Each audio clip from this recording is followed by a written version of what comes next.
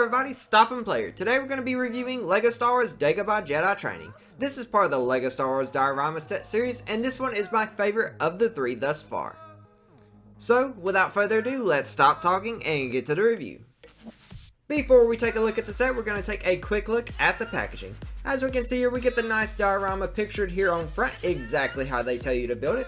But as far as the size, nothing really new except the set name in different languages.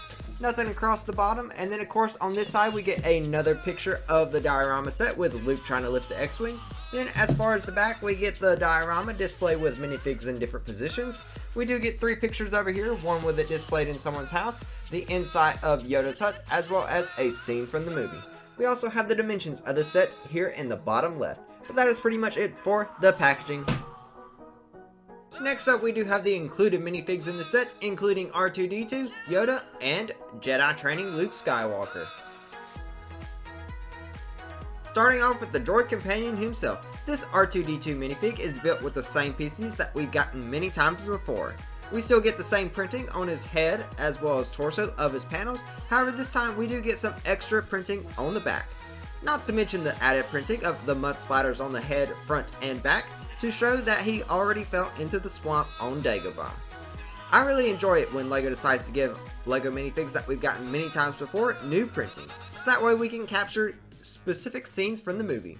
And this minifig helps tie the Dagobah set all together. Not to mention, if you're looking to add another R2-D2 to your collection, this one will definitely stand out. Next up is the Jedi Master himself. This Master Yoda of course has his uniquely molded head, and as far as printing on it, we do have some printing for the eyes as well as some hair on the back. When we get down to the torso, we do see his Jedi Master robes, complete with a belt, and of course his musical blistle. When you get to the back, you'll even have some printing for the belt continuation and some wrinkles for the rest of the robe. As far as leg printing, he does not have any because of his short legs, and as far as accessories, Master Yoda would not be complete without his stick. That's pretty much it for the Jedi Master. Last but not least, we do have the Luke minifig included in the set, and LEGO did a great job on this minifig. This is not the first time we're getting a LEGO Dagobah Luke, however this is the first time we're getting a very detailed one. We do get some torso printing on this minifig with some muscles outlines and some wrinkles in it, and we even get some waist printing on this minifig. LEGO usually doesn't like to do waist printing, but when they do, it does bring extra detail to the minifig. We even get some pockets on the legs as well. When you get to the back, you'll see some extra muscle outlines and some more wrinkles just to tie the minifig all together. Now, one thing that LEGO decided to do was give this minifig a different face. And the other face that this minifig has is of course the meditation face. So that way you can pose him lifting some rocks or even the X-Wing out of the swamp. And it ties the whole set together. And I hope to see meditation faces on some more Jedi in the future. That way you can take your minifigs, pose them in different ways, and create some dioramas of your own. But yet another great minifig to add to your collection. Last but not least is the diorama set itself. This is the most intricate Yoda's hut that we've gotten in LEGO Star Wars sets, which is to be expected due to this being the diorama set. As far as overall detailing, we of course have Yoda's hut with plenty of trees and vines hanging in the background. We even get some weeds and small plants throughout the build to not let this set be empty. For the water, LEGO went with green see-through pieces to give it a nice swampy feel.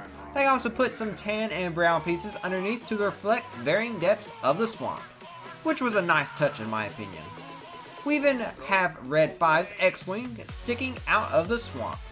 Now, when you get to the back, there is not much viewable because you will most likely be displaying it from the front. However, you can see that there is some space inside Yoda's hut, complete with lightsaber, bed, and dinner cooking on the stove. And like all other diorama sets, we have the LEGO Star Wars logo across the front, complete with Yoda's famous quote, "Do or do not, there is no try." Since this is a diorama set, you can recreate several scenes from The Empire Strikes Back when Luke visits Yoda on Dagobah. The two displayed on the box are of course when Luke is handstanding and when Luke is trying to lift the X-Wing out of the swamp.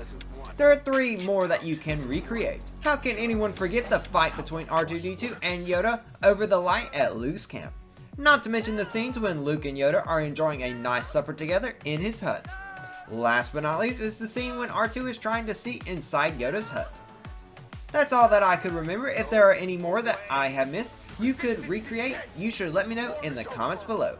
For a set that was originally priced at $80, I am very pleased with this set. It captures perfectly several scenes from my favorite Star Wars movie, and it comes with some great minifigs too. A few downsides to the set that is worth mentioning is that your minifigs cannot be displayed too far into Yoda's hut because the ceiling is just too close to the ground. And likewise, even though they give you Yoda's bed in the hut, he cannot actually sleep in it due to his arms and ears hitting the wall. So the inside is more for show than anything else, but this complaint is little because I will be displaying it from the front, like many of you. The second complaint is the price.